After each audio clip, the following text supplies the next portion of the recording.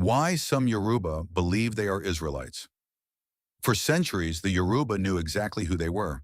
But in recent history, a fascinating belief has emerged that the Yoruba are descended from one of the lost tribes of Israel. Some say the tribe of Ephraim. This idea is not ancient. It does not come from Ile-Ife. It comes from a combination of migration stories, biblical interpretation, and identity revival. Today, we explore why this belief exists and what it tells us about memory, identity, and faith. Yoruba oral tradition is rich and detailed. It preserves migration stories, clans moving from the north journeys across rivers and forests, ancestors bringing laws, rituals, and sacred knowledge. These stories sometimes describe people arriving from distant lands, from deserts, from Egypt, from Canaan, or from places beyond memory. Later interpreters saw parallels with biblical narratives: exile, wandering, law-keeping, and survival. Oral history became a bridge to Scripture.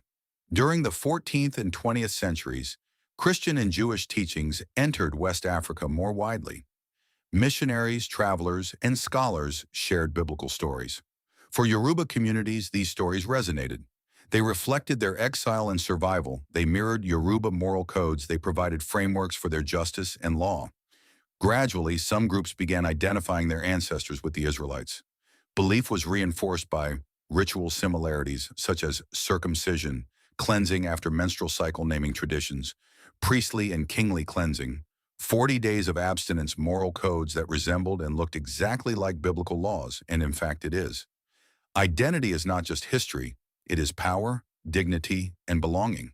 For Yoruba, people impacted by slavery, colonial disruption, and marginalization, linking to Israel offered an ancient heritage, spiritual authority, moral legitimacy.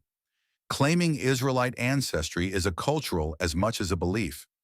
It affirms connection to a global story of survival and triumph. In the 20th century, several religious movements formalized the belief. Groups identifying as Yoruba Israelites, synagogues modeled on Jewish practice observance of festivals, dietary laws, and Sabbath, which has been the culture and traditions of the Yoruba people all over the world. These practices blend biblical interpretation with Yoruba tradition.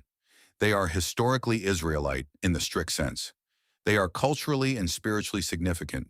The result is a hybrid identity, part Yoruba, part Israelite narrative, wholly meaningful to its practitioners and most people. What historical evidence exists? Linguistics shows Yoruba is Niger-Congo, which some say is unrelated to Hebrew. But when you dive deep down into the Yoruba language, you'll notice lots of Hebrew words in it. Archaeology in Ile-Ife shows local development, not migration from Israel. Genetics and oral history support a mass Israelite origin, but evidence alone cannot erase identity. Belief is not always proof. It is lived reality. This belief influences religious practice, cultural pride, social cohesion. It connects the Yoruba to a global story of faith and resilience, and it reminds us that identity is both historical and narrative, constructed from memory, imagination, and experience. The Yoruba Israelite belief is powerful, meaningful, and deeply human, but history requires us to separate memory from material evidence. In the next episode, we will examine this tension directly.